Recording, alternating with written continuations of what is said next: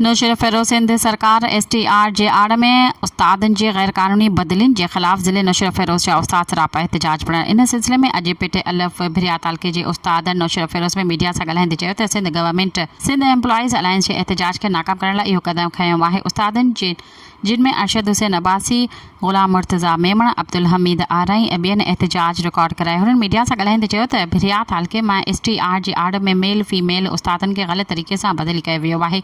STR जे क़ाइदनि ऐं क़ानून जी भञकड़ी कई वई आहे। STR मुताबिक़ बदिलियूं थियण जे बावजूदि भिरिया तालुक़े जा 20 स्कूल न खुली सघिया आहिनि। असां ज़ुल्म जे ख़िलाफ़ सरकार खां पुरज़ोर मुतालबो था कयूं त STR तहत बदिलियुनि खां फ़ौरी तौर ते कैंसल उस्तादनि खे संदन साॻे जाइ ते रखियो वञे। ॿी सूरत में सख़्तु एहतजाज कयो वेंदो ऐं उन खां अलावा कोर्ट में पटीशन पिणु फाइल कई वेंदी। उस्तादनि हद जे MPA सैयद हसन अली शाह खे अपील कई आहे त STR मुतलिक़ सिंध सरकार सां ॻाल्हायो वञे ऐं उस्तादनि खे वधीक परेशानी खां बचायो वञे।